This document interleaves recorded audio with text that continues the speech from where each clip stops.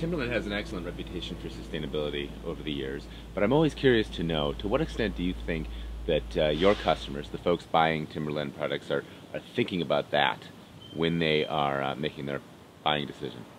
Yeah, we know that the consumers, the first thing they want to make sure is the product looks good and it feels good, it's comfortable.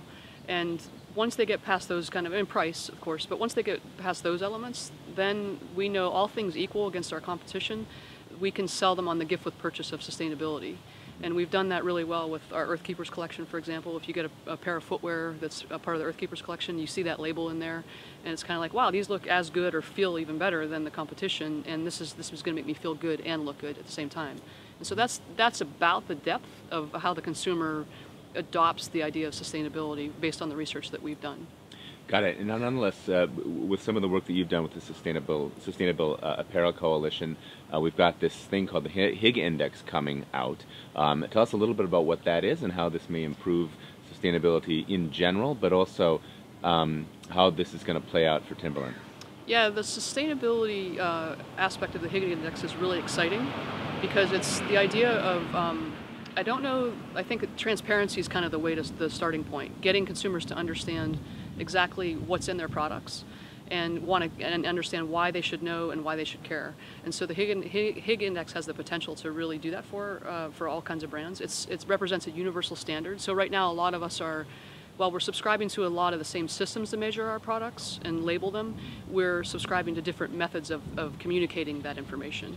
And so there's no one standard across apparel or footwear or gear that exists. And so the Higg Index is really going to, it's opening up the opportunity to have a standard where all brands are collaborating together and agreeing to how they're going to communicate what goes in the product, how they arrived at the decision making for putting things in the product, and the scale for what that means in terms of impact environmentally, socially, economically. So it's really an exciting proposition if you think about it in terms of being able to get that out into the marketplace, and then collectively as a collection of brands that are in the Sustainable Apparel Coalition communicating in a way at the same time to get consumers to care. Got it. And then when we come down to the consumers, how do you think this is going to manifest? I mean, we've got things like the Earth Keeper sign, but what more am I going to see as a consumer, given that it may not be my top priority, but it's in there somewhere? How do you suppose this is going to be communicated? Is it a label? Is it a list of ingredients? What's it going to look like? I think what we might well see is the fact that Europe's going to, we know probably within the next 3 years, Europe is going to have new mandates on how products are labeled and what those labels say. And a lot of what's going into the Higg Index is exactly what's going to have to go onto that label.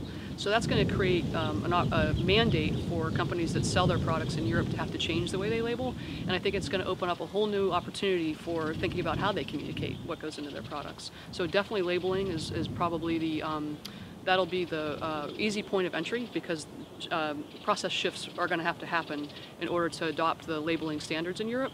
And for us, we're not going to just change just for Europe. When we change for Europe, it's going to be a global change. And so that's going to allow us to really think about how the ideal scenario would be the Sustainable Apparel Coalition gives us a toolkit that shows us at the bare minimum, this is how you'd want to communicate Higg. And if you really want to go deeper, then kind of there's the silver version and then there's the gold version, and give us kind of the guidance on how to do it. And then by us, I mean all the participating brands. And then we can take that one unified, universal communication and, like I said, move forward so we're all kind of doing it in the same way, but putting our own little colors or flavors or spins on it.